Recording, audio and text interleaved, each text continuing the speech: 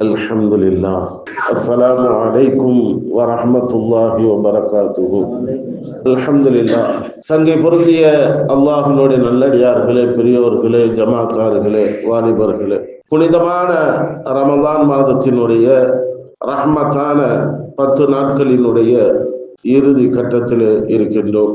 உண்மையிலேயே அல்லாஹுவால் அங்கீகரிக்கப்பட்ட இந்த மார்க்கத்தை ஏற்றுக்கொள்ளக்கூடிய மிகப்பெரிய ஒரு பாக்கியவான்களாக அல்லாஹ் நம்மை ஆக்கி அருள் இருக்கிறார். யாருக்கும் கிடைக்கப்பெறாத மகத்தான இந்த தீனை, இந்த ஷரியத்தை பின்பற்றுவதற்கான ஒரு நல்ல சூழலை அல்லாஹ் நமக்கு பாக்கியமாக ஆக்கி தந்திருக்கின்றார்.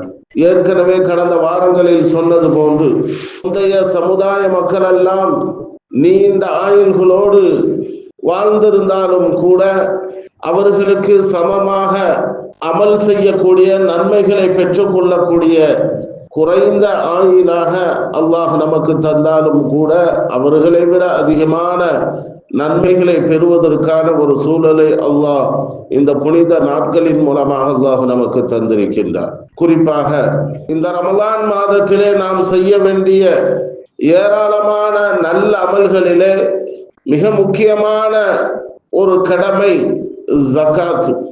ஏழைகளுக்கு சொந்தமானது.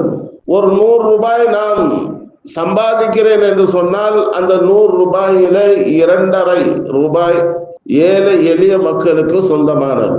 இன்றைக்கு நாமெல்லாம் கேள்விப்பட்ட ஒரு செய்தி அனுபவித்துக் கொண்டிருக்கின்றோம். கருப்பு பணம், வெள்ளை பணம் என்று சொல்வார்கள். வெள்ளை பணம் என்று சொன்னால் கணக்கு காட்டக்கூடியது, கருப்பு பணம் என்று சொன்னால் கணக்கிலே வெளியே வராதது. முறையான கணக்குள்ள பொருளாக இருந்தால், செல்வங்களாக இருந்தால் அதற்கான வரிகள் நாம் செலுத்தும் போது அது வெள்ளை பணமாக மாறிவிடும். இல்லை என்று சொன்னால் அது கருப்பு பணமாக இருக்கும். அதே போன்றுதான் ஏழைகளுக்கு சொந்தமான அந்த ஜக்காத்தை, அந்த வரியை ஏழைகளுக்கு கொடுத்து விட்டால் மீதம் சம்பாதித்த அந்த செல்வங்கள் எல்லாம் ஒரு வெள்ளை பணமாக ஆகிவிடுகிறது. ஹலாலான பணம், பாதுகாக்கப்பட்ட பணம், என்றைக்குமே குறையாத பணம் ஜக்காத் வெளியிலே கொடுத்தார். அந்த கருப்பு பணம் ஜக்காத் உள்ளே செல்வத்தோடு கலந்து விட்டால் அது மிகப்பெரிய ஆபத்தை, பாதுகாப்பு இன்மையை சந்திக்கக்கூடிய ஒரு சூழல் ஏற்படும். அல்லாஹு தஆலா அப்படிப்பட்ட ஒரு நிலையை விட்டும் அல்லாஹ் பாதுகாத்தருள் புரிவானாக. இந்த ஜக்காத் என்பது உலகம் சார்ந்த பொருளாதாரம் குறித்த மிகப்பெரிய ஒரு வழிகாட்டுதலை இஸ்லாம் நமக்கு கற்றுத் தருகிறது. பொருளாதார ரீதியான ஒரு வழிகாட்டுதல். சம்பாத்தியம் எப்படி பண்ண வேண்டும், சம்பாத்தியம் பண்ண அந்த செல்வங்களை எப்படி செலவு செய்ய வேண்டும் என்ற ஏராளமான வரையறைகளையும் மார்க்கம் நமக்கு வழிகாட்டுதலாக தருகிறது. இந்த உலகத்திலே ஏராளமான சமயங்கள் இருக்கிறது. சில சமயங்கள் எப்படி சம்பாதிக்க வேண்டும் என்று எங்கேயுமே சொல்லப்படவில்லை. அதே போன்று எப்படி செலவு செய்ய வேண்டும் என்றும் எங்கேயும் அவர்களுக்கு வழிகாட்டுதல் இல்லை. எப்படி வேண்டுமானாலும் சம்பாத்தியம் பண்ணுவார்கள், எப்படி வேண்டுமானாலும் செலவு செய்வார்கள். அதற்கான ஒரு வழிகாட்டுதல் முறைகள் சில சமயங்களிலே கிடையாது. ஆனால் இஸ்லாத்தை பொறுத்த வரையில் இப்படிதான் சம்பாத்தியம் பண்ண வேண்டும், ஹலாலான வழியிலே மட்டும்தான் பொருளை ஈட்ட வேண்டும். அதே நேரத்திலே கடமையான செலவுகள் இருக்கிறது, உபரியான செலவுகள் இருக்கிறது, வீண் விரயங்களை விட்டும் நீங்கள் பாதுகாத்துக் கொள்ள வேண்டும் என்றெல்லாம் மார்க்கம் தெளிவாகவே நமக்கு அறிவுறுத்துகிறது. பணம் ஈட்டக்கூடிய வழியையும் பணம் செலவு செய்யக்கூடிய அந்த வழிகாட்டுதல்களையும் இந்த மார்க்கம், இந்த தீன் நமக்கு தெளிவுபடுத்தி தருகிறது. அதே நேரத்தில் நாம் செய்யக்கூடிய அந்த செலவுகள் முழுமையாக செய்ய வேண்டுமா என்று சொன்னால் இல்லை. நமக்கான சேமிப்புகள், பெருமானார் ஸல்லல்லாஹு அலைஹி வஸல்லம் அன்னவர்கள் சொன்னார்கள், உங்களுடைய மரணத்திற்கு பிறகு உங்களுடைய குழந்தைகளை பிறரிடத்திலே கையேந்தாமல் விட்டு விடுங்கள் என்று சொன்னார்கள். அப்படி என்றால் உங்களுடைய நீங்கள் சம்பாதித்த அந்த செல்வங்கள் அந்த பிள்ளைகளுக்கு பயன் தரக்கூடிய வகையிலே ஆக்கிவிட்டு செல்லுங்கள், அதற்கான சேமிப்பும் செய்யுங்கள் என்ற அர்த்தத்திலே பெருமானார் ஸல்லல்லாஹு அலைஹி வஸல்லம் அன்னவர்கள் நமக்கு அறிவுறுத்தி இருக்கிறார்கள். முழுமையாக சேமித்து வைக்க வேண்டுமா என்று சொன்னாலும் இல்லை. அல்லாஹ் குர்ஆனிலே சொல்லி காட்டுகின்றான், லா தஜால் யதக மக்லூலத்தன் இலா உனுகிக், இருக்கக்கூடிய செல்வத்தை செலவழிக்காமல் உங்களுடைய கைகளை கழுத்துக்களிலே கெட்டிவிடாதீர்கள். அதற்காக அப்படின்னா என்ன அர்த்தம்? நீங்க எந்த பணத்தையும் செலவழிக்காம இருந்து விடாதீங்க, தாராளமாக அல்லாஹ்வுடைய பாதையில் செலவழியுங்கள் என்பதாக அல்லாஹ் சொல்லி காட்டுகின்றார். அதே நேரத்தில் ஏழை எளிய மக்களுக்கு ஒட்டுமொத்தத்தில் செலவழிக்க வேண்டுமா என்று சொன்னாலும் அப்படியும் கிடையாது. வலா தபசுத்துஹா குல்லல் பஸ்தி, எல்லாவற்றையும் கொடுத்து விட்டு நீங்க வெறுமனே இருந்து விடாதீர்கள் என்றும் குர்ஆன் சொல்லுகிறது. நமக்கான தேவைகள் செலவழிப்பது மட்டுமல்லாமல் அதிலே செலவழித்தது போக ஏழை எளிய மக்களுக்கு சதக்கா ஜகாத்துகள் முறையாக நீங்கள் வழங்குங்கள், உங்களுக்கான தேவைகளையும் அதை பயன்படுத்துங்கள் என்று மார்க்கம் நமக்கு சொல்லி தருகிறது. செல்வம் ஒரு இடத்தில் நிலையாக இருக்கக்கூடியதல்ல, அது சென்று கொண்டே இருக்கும். இன்றைக்கு ஒருவரிடத்தில் இருக்கும், நாளை அது இன்னொருவரிடத்தில் இருக்கும். அது ஒரே நபரிடத்தில் இருக்கக்கூடிய செல்வம் அல்ல, பணம் அல்ல, அது சென்று கொண்டே சுற்றி கொண்டே இருக்கும். ஆகவே செல்வங்களை, இந்த பணம் காசுகளை சிலரிடத்தில் மட்டும் சுற்றி கொண்டு இருக்கக்கூடிய வகையில் இருக்கக்கூடாது. அது ஏழை எளிய மக்களையும் வந்தடைய வேண்டும் என்பதுதான் இந்த மார்க்கத்தினுடைய மிகப்பெரிய ஒரு பொருளாதார திட்டம் என்பதை இந்த மார்க்கம் நமக்கு தெளிவுபடுத்தி தருகிறது. அல்லாஹ் தஆலா சதக்கா கொடுங்கள், ஜகாத் கொடுங்கள் என்று சொல்கின்றார். அது நேரடியாக கொடுங்கள் என்று சொல்லவில்லை. நீ சம்பாத்தியம் பண்ணதை நீ கொடு ஏழைக்கு என்று அல்லாஹ் சொல்லவில்லை. அல்லாஹ் என்ன சொல்கின்றான்? அல் மாலு மாலுல்லாஹ், உங்களுடைய செல்வம் இருக்கிறதே அது அல்லாஹ்வுடைய செல்வம், நீ தீர்மானிக்கதல்ல. உனக்கான சொத்தும் உனக்கான செல்வங்களும் நீ உண்ணக்கூடிய உணவும் கூட நீ தீர்மானித்ததல்ல. அல்லாஹ்வுடைய சொத்து, அல்லாஹ்வுடைய பொருள், உனக்கான செல்வத்தை அல்லாஹ் தேர்வு செய்து தருகிறான். அதிலிருந்து நீ செலவழி, ஏழை எளிய மக்களுக்கு கொடு என்பதாக பெருமானார் ஸல்லல்லாஹு அலைஹி வஸல்லம் அன்னவர்கள் அல்லாஹ் சொன்னதாக சொல்லி காட்டுகிறார்கள். அல்லாஹ் சொல்லுகின்றான் இன்னொரு வசனத்திலே, வஆத்துஹும் மிம்மாலில்லாஹி அல்லதி ஆதாக்கும், அல்லாஹ் உங்களுக்கு கொடுத்த அல்லாஹ்வுடைய செல்வத்திலிருந்து, மிம்மாலில்லா, அல்லாஹ்வுடைய செல்வத்திலிருந்து நீங்கள் ஏழை எளிய மக்களுக்கு கொடுங்கள் என்று அல்லாஹ் சொல்லி காட்டுகின்றான். நீ ஓன் சொத்துல இருந்து நீ கொடுக்கலப்பா, நான் உனக்கு தந்திருக்கிறேன், அந்த சொத்திலிருந்து செல்வங்களில் இருந்து ஏழை எளிய மக்களுக்கு கொடு என்பதாக அல்லாஹ் தஆலா தெளிவுபடுத்தி காட்டுகின்றான். அருமையானவர்களே, இன்னொரு இடத்திலே அல்லாஹ் சொல்லுகின்ற போது, அல்லாஹ் கொடுத்த அந்த செல்வங்களிலிருந்து நீ கொடு, அல்லதீன யுமினூன பில் கைபி வ யுகீமூன ஸலாத்த வ மிம்மா ரஸக்னாஹும் யுன்ஃபிகூன், ஏழை எளிய மக்களுக்கு நீ கொடு. எதை கொடு? நான் உனக்கு ரிஸ்காக உனக்கு கொடுத்த அந்த செல்வங்களில் இருந்து, உனக்கு கொடுத்த அந்த ரிஸ்கில் இருந்து அவர்களுக்கு நீ கொடு, செலவழி என்பதாக அல்லாஹ் குர்ஆனிலே சொல்லி காட்டுகின்றான். இந்த சதக்கா ஜகாத் என்பது நம்ம முடிவு செய்யறது அல்ல, நம்ம கொடுக்கணுங்கிறது அல்ல, நம்ம தான் முடிவு செய்யணும், இவ்வளவு கொடுக்கணும், இப்படி கொடுக்கணும் என்பதாக அல்ல. அதே போன்று ஒரு நபியோ அல்லது ஒரு மலக்கோ வந்து நமக்கு சொல்லல, நேரடியாக அல்லாஹ் தலத்துல இறங்கி சொல்றான். இந்த ஜகாத்தை கொடுங்கள் என்று நபி சொல்லவில்லை, அல்லாஹ் தஆலா நேரடியாக குர்ஆன் வாயிலாக நமக்கு சொல்லி காட்டுகின்றான். நீ கொடு, நீ கொடு, உனக்கு நான் கொடுத்ததிலிருந்து ஏழை எளிய மக்களுக்கு கொடு என்று அல்லாஹ் நேரடியாக சொல்லி காட்டுகின்றார். நம்ம தீர்மானிக்கிறதாக இருந்தா, நம்ம ஒரு நாட்டுல பொறுப்பாளர்கள் அதிகாரிகள் இந்த பொருளாதார திட்டத்தை தீர்மானிக்கிறதாக இருந்தா அது காலாவதி ஆயிரும் குறிப்பிட்ட காலங்களில். அல்லாஹ் தீர்மானித்ததால் இந்த சட்டங்கள் எல்லாம் உலக அழிவு நாள் வரைக்கும் நிலை பெற்று இருக்கும். ஏழைகளுக்கு சொந்தமான அந்த வரியை நீங்கள் வைத்திருக்கிறீர்கள் என்பதாக அர்த்தம். அந்த ஜக்காத்தை நிறைவேற்றவில்லை என்று சொன்னார். அதே நேரத்தில் யாருக்கு எப்பொழுது எப்படி கொடுக்க வேண்டும் என்பதையெல்லாம் அல்லாஹ் தஆலா அற்புதமாக சொல்லி காட்டுகின்றான். அல்லாஹ் முடிவு செய்து நமக்கு தெளிவுபடுத்தி காட்டுகின்றான். 3 செய்திகள் அல்லாஹ் தன் வசத்தில் ஆக்கி அதை நமக்கு அறிவுறுத்துகிறான். முதலாவது விஷயம் வாரிசு உரிமை. ஒருவர் இறந்து விட்டால் அவருக்கான சொத்தை யாருக்கு எவ்வளவு கொடுக்க வேண்டும் என்று அல்லாஹ் நேரடியாக சொல்லி காட்டுகின்றான். பிள்ளைகளுக்கு இவ்வளவு, பெற்றோர்களுக்கு இவ்வளவு, மனைவிக்கு இவ்வளவு அல்லாஹ் தீர்மானிக்கிறான். முதல் விஷயம். இரண்டாவதாக, போரில் கிடைக்கப்பட்ட அந்த கனிமத்து பொருட்கள் எப்படி தீர்மானிக்க வேண்டும், எப்படி பங்கு வைக்க வேண்டும் என்பதையும் அல்லாஹு தஆலா முடிவு செய்கிறார். மூன்றாவதாக, சதகா, ஜகாத்து, இதையும் அல்லாஹ் தான் கொடுக்க சொல்கின்றார்.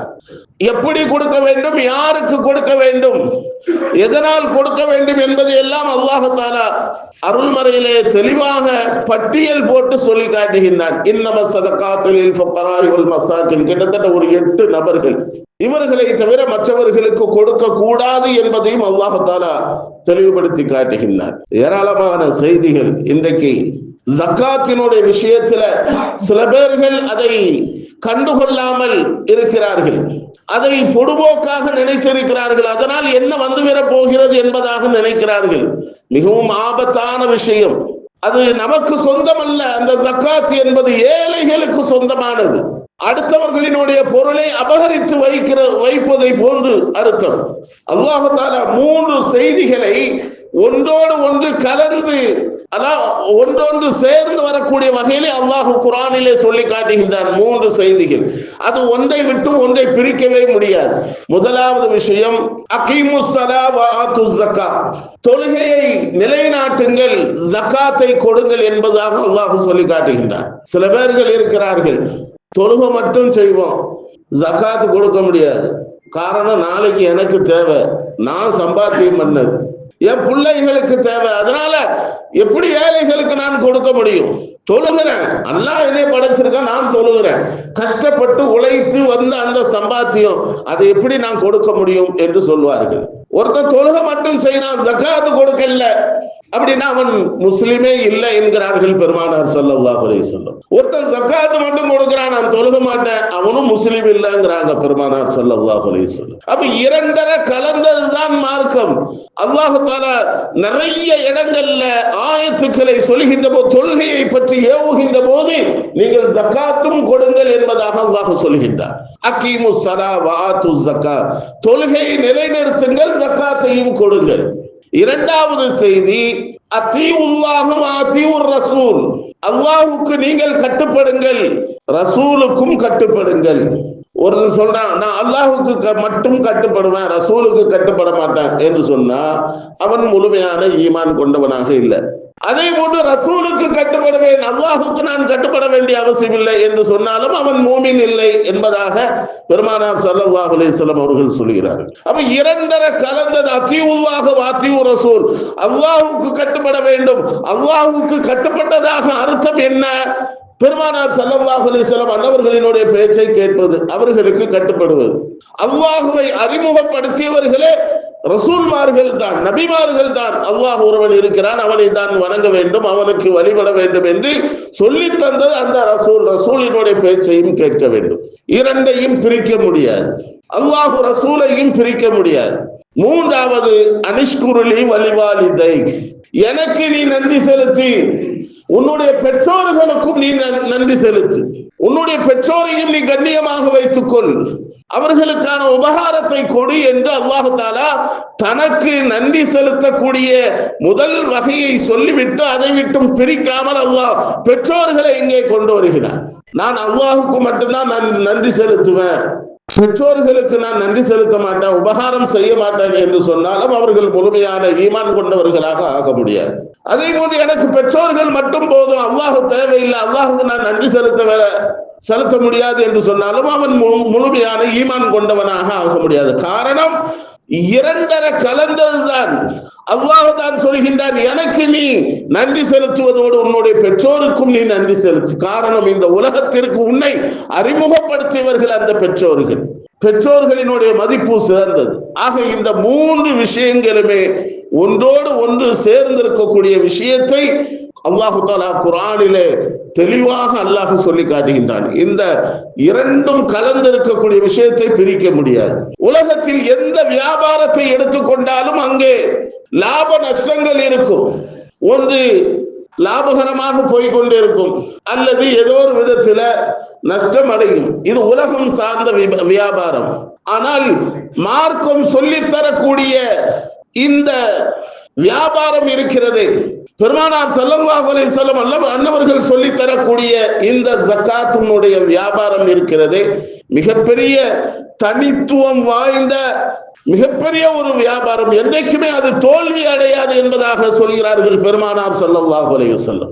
தன்னுடைய வாழ்க்கையில ஒருத்தன் ஜகாத் கொடுக்க ஆரம்பித்து விட்டால் பெருமானார் ஸல்லல்லாஹு அலைஹி வஸல்லம் அன்னவர்கள் சொல்கிறார்கள், மா நகஸத் ஸதகத்தும் மின் மாலி, அவனுடைய செல்வங்களில் எதுவுமே குறைந்து விடாது என்கிறார்கள். ஒரு புள்ளி அளவு கூட குறையாது.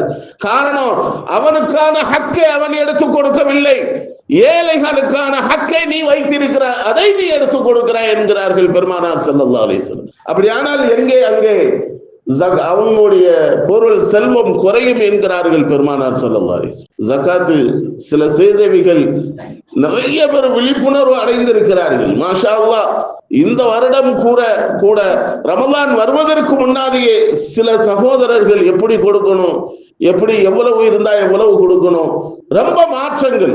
அல்லாஹு தஆலா நல்ல ஒரு விழிப்புணர்வை சமூக மக்களுக்கு இன்றைய காலத்தில் அல்லாஹ் கொடுத்திருக்கின்றார்.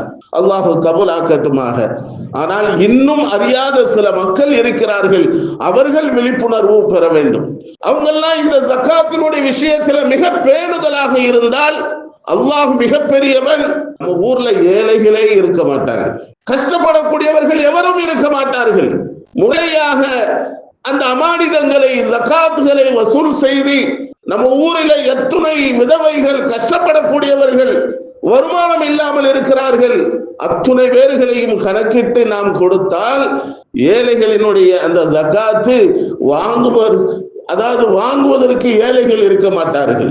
இப்படி செய்தால் நிறைய பேருக்கு அதனுடைய விழிப்புணர்வு இன்னும் இல்லாமல் இருக்கிறார்கள். அவைதான் நாம் வருத்தப்படுகிறோம். கடைசியில விழிப்புணர்வு இல்லாம அந்த ஜகாத்தை முறையாக நிறைவேற்றாமல் கடைசியில எந்த நிலைமைக்கு ஆளாகிறார்கள் என்று சொன்னால் அல்லாஹ் பாதுகாக்க வேண்டும். வீணான விஷயங்களிலே அல்லாஹ் செலவழிக்க வைத்து விடுகிறார். அல்லாஹ் பாதுகாக்கணும். அருமையானவர்களே, அல்லாஹ் குர்ஆனிலே சொல்லி காட்டுகின்றான், ஹுத் மின் அம்வாலிஹிம் ஸதகத்தன் துதஹிருஹும் வ துஸக்கீஹிம் பிஹா. எவ்வளவு பெரிய அற்புதமான ஆயத்து தெரியுமா?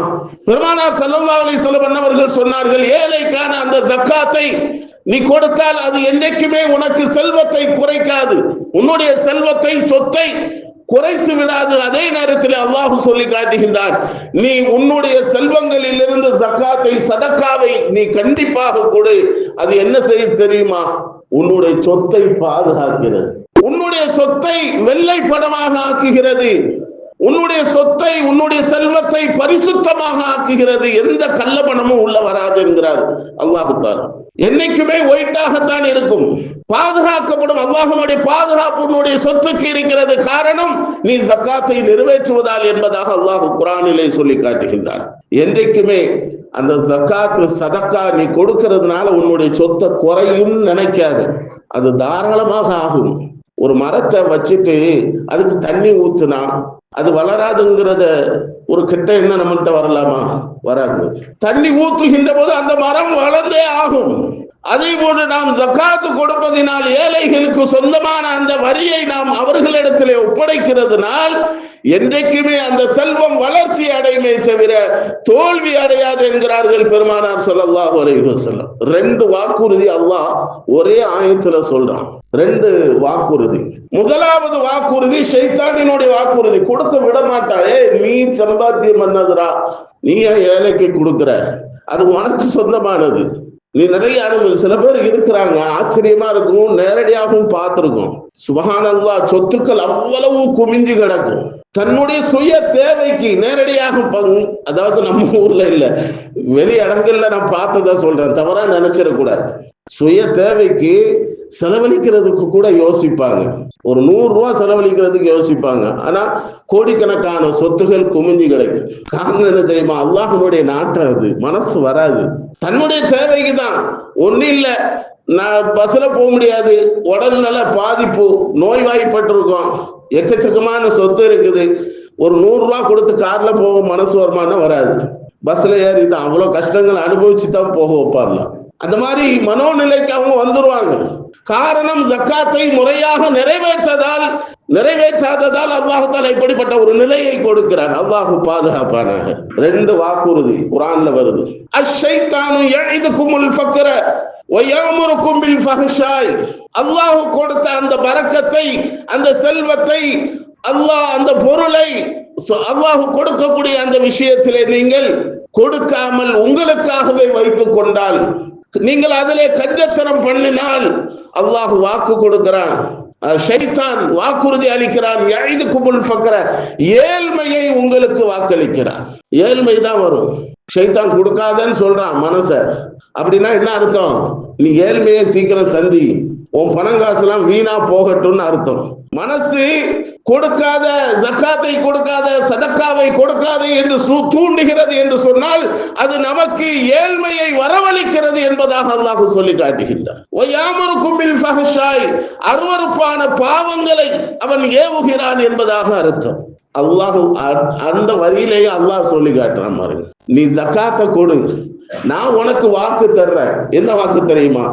வல்லாஹு யஇதுகும் மக்ஃபிரத்தன் மின்ஹு வ ஃபضலன் வல்லாஹு வாசிஉன் அலீம். அற்புதமான வாசகம். நீ ஜக்காத்தை கொடுத்தன்னா உனக்கு மன்னிப்பு இருக்குப்பா, உன்னுடைய பாவங்களை எல்லாம் நான் மன்னிக்கிறேன்.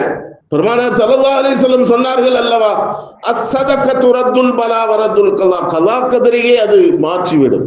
சதக்கா, தர்மம், ஜக்காத். நமக்கு ஒரு துன்பம், ஒரு நோய் வரப்போகிறது, அல்லாஹ் தீர்மானித்தான் என்று சொன்னால் அந்த தீர்மானம் அல்லாஹ் எப்படி வேண்டுமானாலும் மாற்றிக்கொள்ளலாம். நம்முடைய சதக்காவின் மூலமாக, ஜக்காத்தின் மூலமாக அந்த துன்பங்கள், அந்த கஷ்டங்களை அல்லாஹ் போக்கி விடுகிறான், வரவிடாமல் பாதுகாக்கிறான். இதுதான் நம்முடைய சொத்துக்கான பாதுகாப்பு. நம்ம ஜக்காத்து கொடுக்கிறதுனால நம்முடைய செல்வத்துக்கு பாதுகாப்பு என்று சொல்கிறோமே, அது எப்படி? அல்லாஹ் வரக்கூடிய நோயை வரவிடாமல் பாதுகாக்கிறான், நமக்கு பரிசுத்தமான ஆரோக்கியத்தை தருகிறான். வீணான நோய்க்காக செலவழிக்கக்கூடிய அந்த செலவுகளை விட்டு அல்லாஹ் பாதுகாக்கிறான். அல்லாஹ் சொல்லி காட்டுகிறான், அல்லாஹ் மென்மேலும் உன்னுடைய செல்வத்தை சிறப்பாக ஆக்கி தருகிறான். இன்னும் ஜோரா இருக்கலாம். பெருமைக்காக சொல்லல, சில நிறுவனத்தார்கள் இருக்கிறார்கள், பெயர் சொல்ல விரும்பல. இன்றைக்கும் உலமாக்களும் சரி, பணிபுரியக்கூடிய மார்க்கத்திற்காக அர்ப்பணம் செய்யக்கூடிய சில மக்களுக்கு கிட்டத்தட்ட விபரம் அறிந்து 25 வருஷம் ஆச்சு. இன்னைக்கும் கொடுத்துக்கிட்டு இருக்காங்க, நிறைவாக கொடுக்கிறாங்க. உலமாக்கள் அத்துறை பேர்களுக்கும் தெரியும், கொடுக்கிறதே தெரியாது. 25 வருஷம் ஆச்சு. என்னைக்குமே இல்லை என்று அவங்க சொல்லல, கொஞ்ச நெஞ்சம் கொடுக்கல, நிறைவாக கொடுக்கிறாங்க. எவ்வளவு பெரிய ஆச்சரியம்! கண்கூடாக பார்க்கிறோம். அல்லாஹ் தரக்கூடிய அந்த வாக்குகள் எப்படி நிதர்சனமாக உண்மை ஆகிறது என்பதை கண்கூடாக நேரடியாக பார்க்கிறோம். அதே நேரத்தில் ஏழை எளிய மக்களுக்கு கொடுக்காம கையை சுருக்கி வைக்கக்கூடிய அந்த கஞ்சன்களும் படக்கூடிய பாடையும் நேரடியாக பார்க்கிறோம். அல்லாஹ் பாதுகாக்கும். அப்போ ஷைத்தானினுடைய வாக்குறுதியை நாம் ஏற்றுக்கொள்ள வேண்டுமா, அல்லாஹ்வுடைய வாக்குறுதியை ஏற்றுக்கொள்ள வேண்டுமா என்பதை நாம் சரியாக முடிவு செய்ய வேண்டும். அல்லாஹ் துணை பேர்களையும் பாதுகாப்பானாக.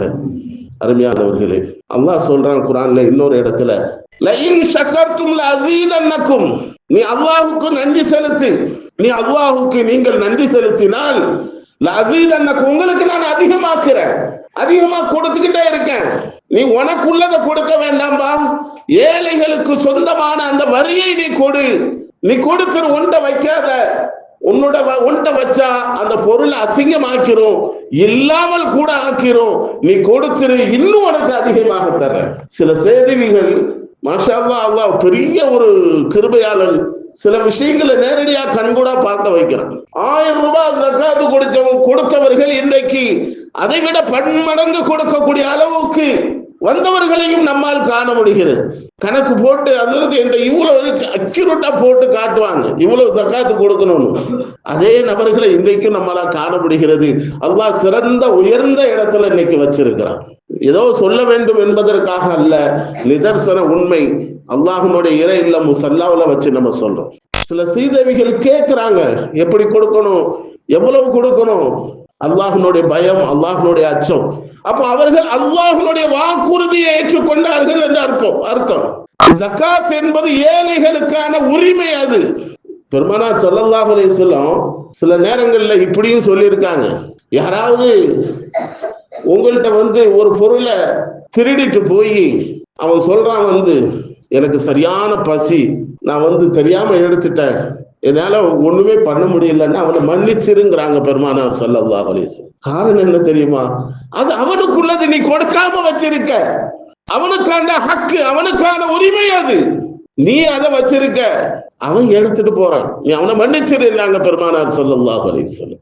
எந்தெந்த பொருட்களில் ஜக்காத்து கொடுக்க வேண்டும், நிசாப் அளவுகளை மார்க்கம் தெளிவாக சொல்லி தருகிறது. மார்க்கம் என்று சொன்னால் அல்லாஹ் நேரடியாக தீர்மானிச்சு சொல்றான். தங்கம், வெள்ளி, தங்கத்துக்கு ஈக்குவலான பணங்கள், காசுகள் இருந்தால், விளைச்சல்களில் இருந்து, வாடகை வருமானங்களில் இருந்து, வியாபார பொருட்களில் இருந்து, இவைகளுக்கெல்லாம் கால்நடைகளில் இருந்து ஜக்காத்து கொடுத்தாகணும். சில பேர்கள் இந்த விஷயங்கள்ல பொடுபோக்காக இருக்கிறார்கள், அல்லாஹ் பாதுகாப்பானாக. அசையும் சொத்து, அசையா சொத்துன்னா இருக்கு. அசையும் சொத்துக்கு ஜக்காத்து கொடுத்தே ஆகணும். அசையா சொத்துக்கள் என்று சொன்னா வீடு, இடங்கள் எல்லாம் அசையா சொத்து, இவைகளுக்கு ஜக்காத்து கொடுக்க வேண்டிய அவசியம் இல்லை. ஆனா அங்க விஷயம் இருக்கு, வியாபாரத்திற்காக வாங்கி போட்டால் அது கண்டிப்பா ஜக்காத்து கொடுக்கணும். அல்லது அந்த அசையா சொத்துக்களில் இருந்து வருமானம், வாடகைகள் வந்தால் அதிலிருந்து ஜக்காத்து கொடுக்கணும். அதே போன்று அந்த சொத்துக்கள் எல்லாம் ஒரு வருடம் ஆனதற்கு பிறகுதான் கொடுக்க வேண்டும். அது எப்படின்னா, ஸ்டார்டிங்ல முதல் வருஷத்தில் ஒரு வருஷம் ஆயிருக்க வேண்டும் அந்த நிசாப். அதன் பிறகு எவ்வளவு இருக்கோ அதுக்கு கணக்கிட்டு நாம் கொடுக்கணும். அதுதான் ஜக்காத்தினுடைய முறை, நாம் விளங்கிக் கொள்ள வேண்டும். அல்லாஹு தாலா 4 விதமான வாக்குறுதிகளை அளிக்கிறார் இந்த ஜக்காத்து கொடுக்கிறதுனால. முதலாவது விஷயம், உங்களுடைய சொத்துகளுக்கு அல்லாஹ்வாகிய நான் பாதுகாப்பு கொடுக்கிறேன், உங்களுடைய சொத்தை பாதுகாக்கிறேன். நீ ஜக்காத்து கொடுத்து மீதம் உண்டான அந்த உன்னுடைய சொத்துக்கான பாதுகாப்பையும் பரக்கத்தையும் நான் அதிகமாக ஆக்கி தருகிறேன். இரண்டாவது வாக்கு, மிச்சம் இருக்கா, ஜக்காத்து போய் மிச்சம் உன்ட சொத்து இருக்காது, உனக்கு உண்டானதுதான், ஆனாலும் உனக்கான அந்த சொத்துல நான் பரக்கத்தாக ஆக்கி தருகிறேன், இன்னும் உன்னுடைய சொத்து அதிகமாகத்தான் ஆகும். இது இரண்டாவது வாக்குறுதி. மூன்றாவது, உன்கிட்ட இருக்கக்கூடிய அந்த மீத சொத்து, ஜக்காத்து கொடுத்து போக மீத சொத்து ஹலாலான வழியிலேயே உன்னை செலவழிக்க வைப்பேன், ஹராமுக்கு ஒரு பைசா போகாது. வாக்கு மார்க்கம் சொல்லி தருகிறது. நான்காவதாக, கபூரினுடைய வேதனையிலிருந்து நீ பாதுகாக்கப்படுகிறாய். அல்லாஹ் தஆலா குர்ஆன்ல சொல்றான், வல்லதீன யக்னிஸூன ذهب والفضة ولا ينفقونها في سبيل الله فبشرهم بعذاب أليم.